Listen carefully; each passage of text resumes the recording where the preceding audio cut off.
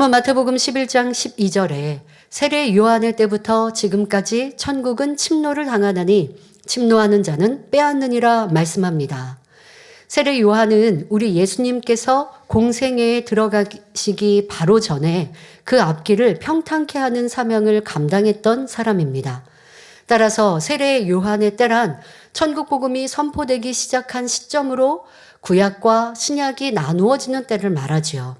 즉 세례 요한 이전은 아직 예수님이 오시기 전으로서 앞으로 오실 예수님을 증거했으며 모세의 율법을 기준으로 하는 행위적인 구원의 시대였습니다.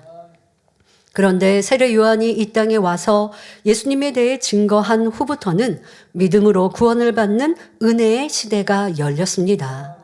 이는 예수님께서 이 땅에 오셔서 십자가에 못 박혀 죽으셨다가 부활하심으로 구원의 길이 되어주셨기 때문입니다. 그러므로 세례 요한의 때부터 주님께서 다시 오실 때까지 천국은 믿음으로 소유하는 것이요 침노하는 사람만이 들어갈 수 있게 된 것입니다. 그런데 천국은 하나님께서 친히 다스리시는 아름답고 평화로우며 사랑이 넘치는 나라인데 왜 침노를 당하는 것일까요? 하나님께서는 공의로운 분이시므로 천국을 믿음으로 소유하게 하시되 이 땅에서 행한 대로 갚아주시기 때문입니다. 성경을 보면 천국이 여러 처소로 구분되어 있음을 알 수 있습니다. 예수님께서는 요한복음 14장 2절 3절에 내 아버지 집에 거할 곳이 많도다. 그렇지 않으면 너희에게 일렀으리라. 내가 너희를 위하여 처소를 예비하러 가노니 가서 너희를 위하여 처소를 예비하면 내가 다시 와서 너희를 내게로 영접하여 나 있는 곳에 너희도 있게 하리라 말씀하셨습니다. 고린도 전서 15장 41절에 해의 영광도 다르며 달의 영광도 다르며 별의 영광도 다른데 별과 별의 영광이 다르도다 말씀하고 있습니다. 해, 달, 별의 빛의 차이를 말씀하시는 것이 아니라 그런 것처럼 우리 인생이 천국의 영광이 다르다라는 걸 말씀하십니다. 얼마나 죄를 버리고 영적 믿음을 소유했으며 얼마나 하나님 나라를 위해 충성했느냐에 따라 처소와 상급이 달라진다는 것입니다. 자, 그럼 잠시 천국 처소에 대해 살펴보겠습니다. 천국에서 가장 낮은 처소인 낙원은 겨우 구원받을 수 있는 믿음을 가진 성도가 들어갑니다. 예수님께서 십자가에 못 박히셨을 때 좌우편에 있던 강도 중 한 사람이 죽음 직전에 예수님을 구주로 영접하여 들어간 곳입니다. 누가복음 23장 43절에 보면 예수님께서는 그에게 내가 진실로 내게 이르노니 오늘 내가 나와 함께 낙원에 있으리라 말씀하셨습니다. 이 강도는 믿음으로 죄사함 받고 구원에 이르기는 했지만 죄악을 쌓아 버린 것도 아니요 하나님의 말씀대로 살아간 것도 아닙니다. 또 하나님의 일을 한 것도 아니며 사명을 감당한 것도 아니지요. 따라서 천국에서도 아무 상급을 받을 것이 없기 때문에 면류관도 없는 처소인 낙원에 들어가게 된 것입니다. 그러나 이러한 낙원도 이 땅과 비교하면 너무나 아름답고 행복한 곳이기에 이곳에 들어간 사람들도 영원히 하나님 아버지께 감사하며 살아가게 됩니다. 자, 그 다음은 1천층이죠. 자, 1천층에는 하나님의 말씀대로 살려고 노력하나 아직 행함이 부족한 사람들이 들어갑니다. 죄를 버리려고 노력하며 세상에 썩을 것을 취하지 않기 위해 절제하는 노력이 있었기 때문에 1천층에 들어온 사람들은 썩지 아니할 면류관을 받게 됩니다. 그 다음은 2천층으로 죄를 싸워 버리며 말씀대로 행해 나가는 사람들이 들어갑니다. 이들은 믿음이 있기에 죄를 버려가며 세상에서 빛과 소금의 역할을 감당하고 하나님께 영광을 돌리며 살았으므로 영광의 면류관을 받습니다. 그 다음으로 온전히 하나님의 말씀대로 살면서 하나님을 지극히 사랑하는 사람들이 들어가는 3천층이 있습니다. 이곳에 들어가는 사람은 지극히 하나님을 사랑하여 생명 다해 충성하였기에 요한계시록 2장 10절에 내가 죽도록 충성하라 그리하면 내가 생명의 면류관을 내게 주리라 말씀한 대로 생명의 면류관을 상급으로 받게 되지요. 자, 마지막으로 하나님을 지극히 사랑하는 차원을 넘어 하나님을 기쁘시게 하는 믿음을 가진 사람들이 들어가는 새 예루살렘 성이 있습니다. 이곳에 들어가는 사람들은 가장 영광스럽고 아름다운 금면류관과 의의 면류관을 받으며 이 밖에도 각자가 행한 대로 여러 종류의 면류관이 상급으로 주어집니다. 요한계시록 21장 10절 이하에 보면 새 예루살렘에 대한 기록이 자세히 나와 있습니다. 그 성은 가로 세로 높이가 모두 6천리로서 총 둘레는 2만 4천리에 이르며 성곽은 벽옥으로 쌓였고 그 성은 정금인데 맑은 유리 같으며 성곽의 12기초석은 각색 보석으로 꾸며져 있습니다. 각각의 보석에는 깊은 영적인 의미가 담겨 있는데 그 보석에 해당하는 마음을 얼마나 이루었느냐에 따라 천국의 집이 아름답게 지어지는 것입니다. 그렇다면 우리 성도님들은 천국의 어느 처소를 목표로 침노에 들어가야 하겠습니까? 당연히 하나님의 보좌가 있는 새 예루살렘을 향해 나가야 하지요. 하나님의 보좌 가까이에 갈수록 그 아름다움과 행복이 더하기 때문입니다. 그러면 본문 말씀에서 천국을 침노하는 자가 이를 빼앗는다고 했는데 누구에게서 빼앗아야 할까요? 바로 원수 마귀입니다. 자, 이 영적인 싸움에 대해 에베소서 6장 12절에 우리의 씨름은 혈과 육에 대한 것이 아니요 정사와 권세와 이 어두움의 세상 주관자들과 하늘에 있는 악의 영들에게 대함이라 말씀하셨습니다.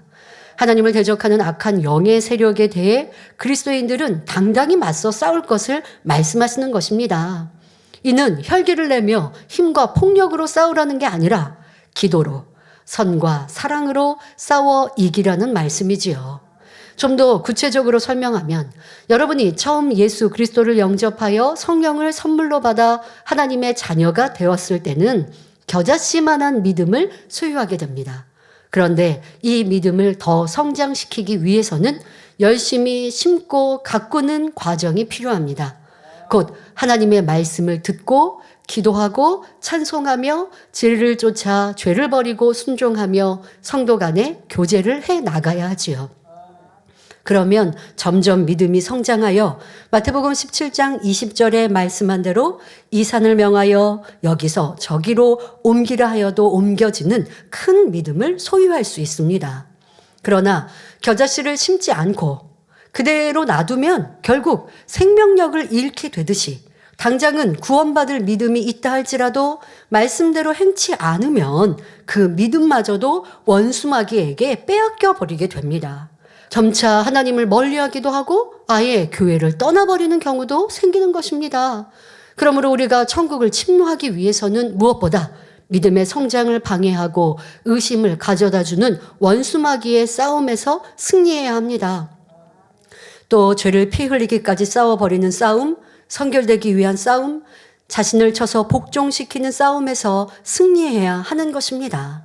이것을 천국을 침노한다 하는 것이며 변화되는 만큼 믿음의 분량이 높아지며 그에 따라 주어지는 천국의 처소가 달라지는 것입니다. 자, 그런데 우리가 천성을 향해 달려감에 있어 한 가지 잊지 말아야 할 것이 있습니다.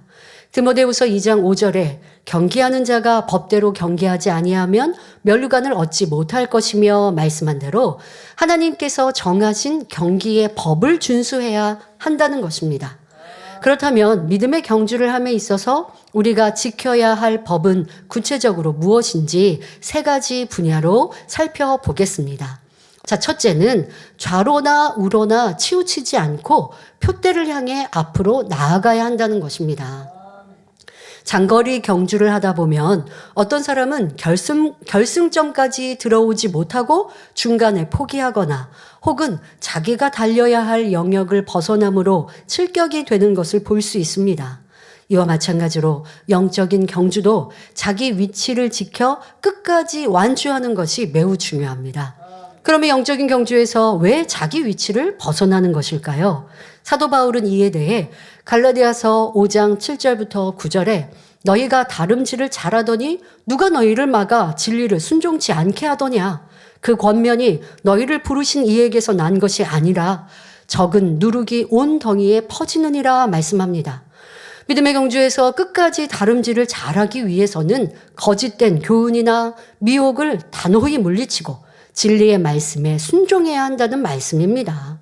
그렇지 않고 한 번, 두 번 비진리를 받아들이면 적은 누룩이 전체에 퍼지는 것과 같이 결국은 믿음에서 떠나 멸망에 이르게 되는 것입니다.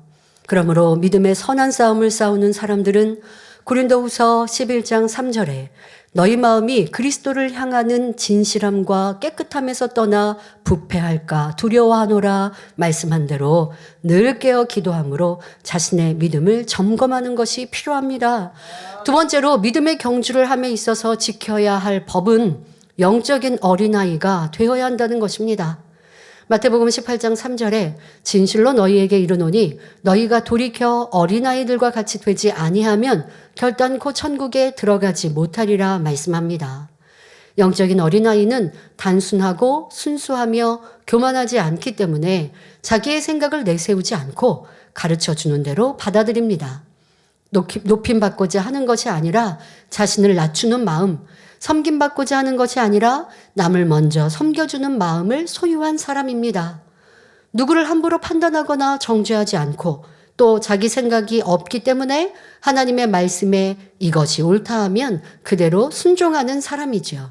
영적인 어린아이가 되면 될수록 더욱 빨리 그리스도의 마음을 이룰 수 있는 것입니다. 셋째로 믿음의 경주를 함에 있어서 지켜야 할 법은 사랑으로 율법을 완성해야 한다는 것입니다. 예수님께서는 하나님의 아들이시면서도 죄인된 우리를 위해 온갖 조롱과 멸시를 받으시고 십자가에 달려 화목제물이 되어주셨습니다.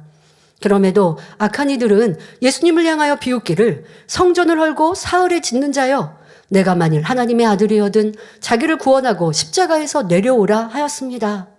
이때 만약 예수님께서 능력을 보이셨다면 당장 십자가상에서 내려와 하나님의 아들이신 증거를 나타내시며 그들을 굴복시키실 수도 있었을 것입니다. 그러나 우리 예수님은 성경에 기록된 말씀 그대로 아버지 하나님의 계획하신 그대로만 순종하고 준행하셨으며 오직 사랑으로만 행하셨던 것을 볼 수 있습니다. 도리어 조롱하는 그들을 위해 아버지여 저들을 사하여 주옵소서 자기의 하는 것을 알지 못함이니이다 라고 기도하셨지요. 이처럼 예수님의 하신 모든 일들은 사랑으로 율법을 완성하는 과정이었습니다. 그리고 주님께서는 사망에서 부활하여 승천하신 후 하나님의 보좌 우편에 앉는 영광을 누리셨으니 이는 사랑이야말로 천국을 침노하는 가장 큰 능력이요 힘이 된다는 사실을 증명하는 것입니다. 바로 하나님은 사랑 자체이시며 하나님의 보좌가 있는 새 예루살렘 역시 사랑의 결정체로 이루어진 곳이기 때문입니다. 그래서 고린도전서 13장 13절에 믿음, 소망, 사랑 이 세 가지는 항상 있을 것인데 그중에 제일은 사랑이라 하신 것이지요. 그러면 우리는 어떻게 사랑으로 율법을 완성할 수 있을까요? 자, 율법이란 하나님의 공의가 손에 만진 바 되도록 구체화되고 형성화된 것을 말합니다. 그래서 이 율법에는 지키라는 것이 있는가 하면 버리라는 것이 있고 하라는 것이 있는가 하면 하지 말라는 것이 있지요. 이 율법들을 이루는 만큼 더욱 아름다운 천국을 소유할 수 있는 것입니다. 또 그보다 더 승한 의미가 있는데 바로 우리 예수님께서 사랑으로 율법을 완성하신 그 마음을 닮은 사람이 아름다운 천국 새 예루살렘에 들어갈 수 있습니다. 율법은 죄를 지으면 그에 따른 심판, 보응이 그대로 이르는 것입니다. 자, 그런데 우리 예수님은 죄인들이 받아야 할 죽음이라는 심판을 대신 받으시고 주를 믿는 이들에게 생명의 길을 열어주셨지요. 바로 이것이 사랑으로 율법을 완성하신 것입니다. 자, 이런 주님의 마음을 닮아 우리도 용서할 수 없는 일을 용서하고 어찌하든 살리고자 하는 사랑을 닮아가는 것, 이것이 바로 우리가 이룰 수 있는 사랑으로 율법을 완성하는 것입니다. 그리고 이것이 바로 새 예루살렘을 침노하는 길입니다. 그런데 이 단계는 아주 큰 믿음이고 주님의 마음을 많이 닮은 것이니 쉽게 이룰 수 있는 것은 아닙니다. 자신의 생명을 줄 수 있는 깊은 사랑이요, 이런 이들이 들어가는 것이 새 예루살렘입니다. 그래서 저와 여러분에게 이러한 믿음에까지 이르도록 그래서 아버지 보좌가 있는 새 예루살렘에 들어오기를 아버지도 우리에게 바라고 계십니다. 그러니 지금 그 훈련을 우리에게 시키고 계시는 거예요. 요한계시록 22장 12절에 보라 내가 속히 오리니 내가 줄 상이 내게 있어 각 사람에게 그의 일한 대로 갚아주리라 말씀하셨으니 여러분 모두가 2023년 한 해 상 주시는 하나님을 바라보며 말씀 안에 온전히 순종하고 맡겨진 사명을 생명 다해 감당해 나가시길 바랍니다. 그리하여 영광의 성 새 예루살렘에 당당히 입성하는 모든 성도님들이 되시기를 주님의 이름으로 축원합니다.